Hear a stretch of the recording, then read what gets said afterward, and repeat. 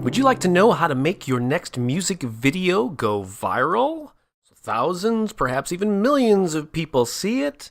Well, I'm going to share my top 10 tips on that very topic in this episode. And even if you're not involved in music and you just want to create a viral non-music video, I think you'll glean a lot of information from these tips as well. Okay, so let's talk about how to make a viral music video. I've got at least 10 things here that I have observed and researched over the years, so different aspects and elements of a viral music video, and I hope it'll help you create one of your own. Let's start with number one. This is kind of like the duh, Bob, of course, but I've got to get this out of the way because it's crucial. You can't forget this, but you need to write and record a killer song. Even though there are examples of songs that are not killer, perhaps, that have gone viral, for the most part, you got to have a killer song. It's got to be catchy. It's got to be memorable. It's got to get people tapping their toes or whatever, singing along. So focus on this craft of songwriting. Always be working on it. You got to crank out a lot of songs, experiment to be able to find those gems that really catch on with people. So first and foremost, it's got to be a killer song. And if you have a killer recording of it, all the better. So that's number one. Number two, the video ideally has to get an emotional reaction from the viewer. Either a physical reaction like laughter or crying, which is definitely emotional, or something that touches them and makes them think. So one of the top ways of doing that is just to make people laugh. Create a video, whether it's in the lyrical content or the visuals that they're watching, whatever you physically do, that's funny. If you can get people to laugh, there's a very good chance they're going to go, oh my God, my friend Joe really needs to hear this. And they're going to share it with their friends. They're going to post it on Facebook and say, you got to see this. It's hilarious.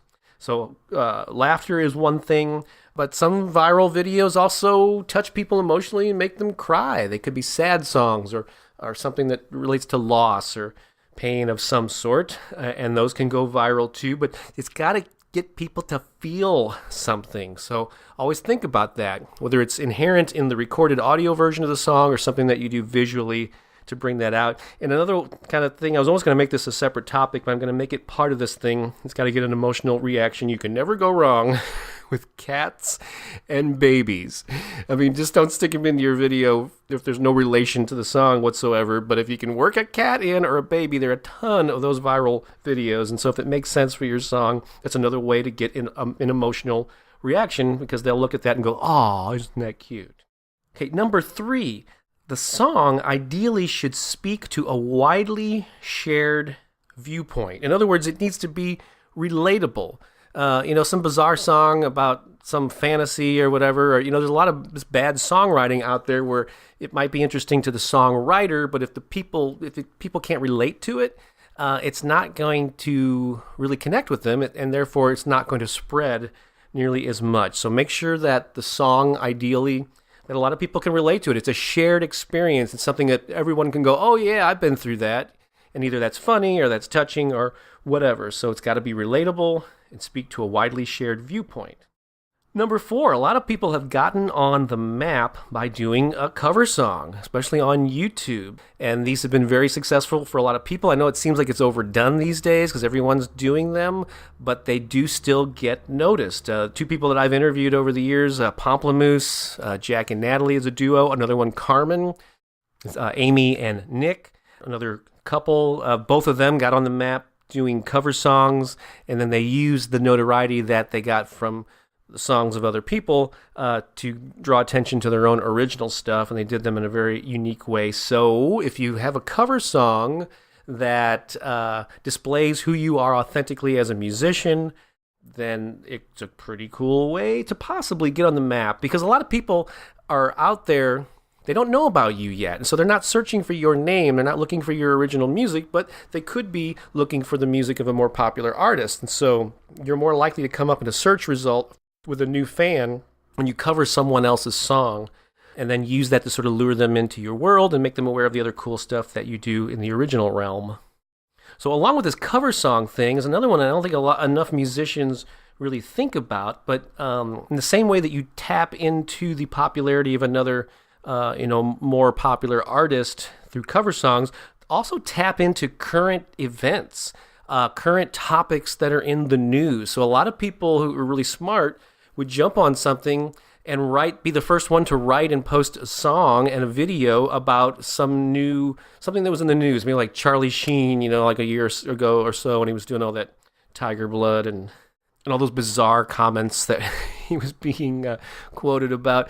A couple of people jumped on that bandwagon and got a lot of attention by doing, Charlie Sheen original songs. But people have done songs with about the iPad and the iPhone and new technologies that come out. So if something is in the news, I probably would stay away from maybe tragedies unless you're doing a touching, sad tribute or whatever, or serious tribute to them. But if you have a funny or an interesting take, musical take on something that's in the news, either a politician or a movie star or a new piece of technology, then that could be a way of getting noticed and having the viral spread. Number 6 is take advantage of the live performance. For instance, the cover song that put this duo Carmen on the map was a cover of a Chris Brown song that they played live as one take, as one camera shot, no editing. What you see in the video is the actual take of them singing and playing. And so a lot of videos have gone viral just because of an amazing performance, either a vocal performance or a physical performance, like, for instance, that treadmill video that the band OK Go did a few years ago is a classic example of a one-take static camera shot, and it was the demonstration of some amazing physical feat. In the case of that video, it was these guys had this whole song choreographed with 6 actually running treadmills that they synchronized with each other, and it was pretty amazing. There's also a video that a comic did about I don't know if it's called The History of Dance. I forget the exact title, but it's just an amazing performance of this guy physically doing all these dance moves synchronized to a music track, and that was like the number 1 video on YouTube for many years until it was bumped out of there by Justin Bieber or somebody. So yes, if you can do something that can be captured in one take and it's just either amazing performance or there's something really cool about it. And as I mentioned, a lot of these one-take videos are done with a static camera shot. So there's obviously be a lot of activity or some kind of performance that the viewer is witnessing. Another cool thing that I've seen people do is they'll do a one-take shot, but they'll do it with the camera moving. Like the camera will be moving in and out of a house or different rooms of a home or a park or whatever. And the whole thing has to be rehearsed really well and is choreographed so that as it rounds every corner, there's somebody else performing or singing. And so that takes a lot of preparation. So if you can rehearse it and get a great one-take video of some amazing performance, that will definitely increase the chances of it going viral. This is an important tip. A lot of people, there's no way that you can manufacture a viral hit. There's no way you can guarantee it. It's a very organic thing. And, what you think is worthy of going viral may not be what the public is. A lot of people are often surprised on their videos that get the most views. But what you can do is just do things to enhance the possibility that they may go. But one thing that you can do is just crank out a lot of content. When I interviewed Nick and Amy from Carmen, they pointed out that by the time that Chris Brown video, the one that put them on the map and got millions of views and led to their record deal and being on TV and all this stuff, by the time they put that out, they already had like at least 35. They had 35 videos. They had a whole body of work. And they tried a lot of different things, and they cranked out a lot of stuff. And they got some traction and recognition from those first 35, videos. But it took them cranking all that stuff out for something to click. And so you never know. The more stuff you put out there, the more thought you put into it, the better you get at the video production and kind of getting familiar with the whole terrain online with video, the more likely that something is going to take off. And if you look at anybody's YouTube channel, anyone that has 20, 30, 50 videos, I think I have over 100 now, you'll always notice when you go in and look at them by views that there's always a couple of them that are like 10 times the viewing numbers as the rest of them, because not all videos are created equal. Some are relatable, some are spreadable, and encourage that sort of thing, and others are not. And so just putting out 1 or 2 videos and hoping that that's going to take off is not a very logical strategy. So crank out a lot of content, play with it, get better as you go along. And the more stuff you put out there, the better your chances of having something really take off. And then number 8, another popular viral music video sort of concept is the flash mob. Quite often it maybe happens in a crowded place like a mall or a food court or a street, where it starts off with one person singing and then more and more people join them and maybe they start dancing and it's a choreographed thing that freaks everybody out who's not a part of it. So think about the flash mob concept. You can sing it and perform it live if you want. You can also have it recorded and coming off of a boom box or something that can be heard and everybody's sort of lip syncing to it. I suppose that's one idea. But how can you incorporate the flash mob concept or put a new spin on it with a video? But especially if the song itself lends itself to that type of thing. It's just another idea worth exploring. Okay, 9, this comes with the way that the wording that you use when you describe your videos. So there's really 3 elements whenever you post a video on YouTube in particular. You have titles, the title of the video, the description, which is that little box underneath. It actually can be a long box, but they only you can put a lot of text in there, but the YouTube will only show like the first couple of sentences, and you have to click a little expand button to see more of it. And then there are tags. And so be very specific in the title in particular. Repeat those keywords. Like if you're doing a cover song, the obvious thing is to mention the original artist and the original exact song title so that people searching for that artist and that song will find it. But the same goes for if you're doing a current event or it's a song dedicated to a person like Charlie Sheen or a new piece of technology. Make sure that's in the title, that's in the tags, it's in the description, because that's going to help people find it when they're searching for things like that on YouTube and elsewhere. So be very specific. It's sort of like search engine optimization within YouTube and so on. And then number 10, once you've posted the video, ideally you want it to spread organically. You want people, a couple of initial people to see it, spread it, and then you just to sit back and let it take off on its own course.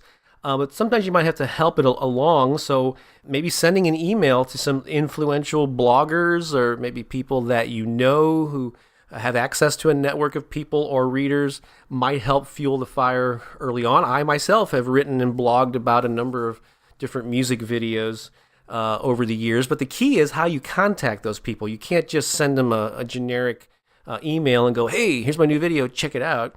What's worked for me is when someone tailors the email to me and knowing that I'm not just reviewing music, whatever, that I cover marketing, and they'll say, hey, Bob, an artist I work with, or my band just posted a video, and we did this cool thing with it that I think you might be able to blog about, would be of interest to your readers. They keep my needs in mind, and therefore they pitched it to me in a way that was relevant, and so I at least checked it out, and the ones that I thought were worthy, I would write about. And so I encourage you to send links to the influential bloggers in your genre or your space as well. I actually have 2 bonus tips. Those were the 10 that I promised, but here's a couple of quick bonuses. 11 would be make sure that you're, to help them go viral, make sure that they're mobile friendly, that people can view them on their phones and on their smartphones and their tablets, and make sure that they're shareable, that they're easy for people to pass on. So the easiest way to do that with mobile friendly and shareable is to just host them on YouTube or maybe Vimeo. Don't just have them behind the wall of the registration wall like a Facebook, or use some other service that maybe isn't mobile friendly or flash based or something. So yeah, make sure that they're easily shareable and they can be viewed on mobile devices, because more and more people, probably the majority of people these days are viewing those things on their phones. And then a secondary bonus tip, which I guess would be number 12, is I'm just referring to this as lo-fi versus slick production. Don't let a lack of access to expensive equipment and expensive editors stop you, because there are a lot of real simple, low production value videos that have gone viral just because of the idea or the song or it made people laugh or whatever. So you can work lo-fi, but if you've got access and can spend a little money or get friends of yours to do you favors, a lot of slick videos, the artist didn't pay for it because they ended up collaborating with a filmmaker or a producer or whatever who was, looking to get some experience and some exposure of their own. So those are the best sort of situations for indie artists. But I got to admit, like Gangnam Style, which was the first YouTube video to surpass 1 billion views, that was a pretty nicely put together video, kind of a catchy song too.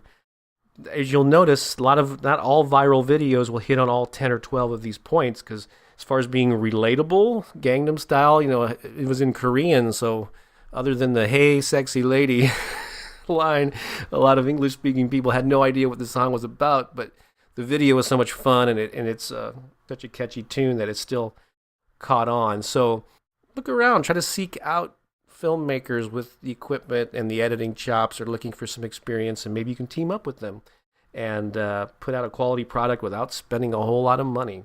So there you go. Those are my top 10, 11, or 12 tips on how to make your music video go viral. For more tips and tools on the music marketing side of things, please visit my website at thebuzzfactor.com. You can also hit that at musicpromotionblog.com.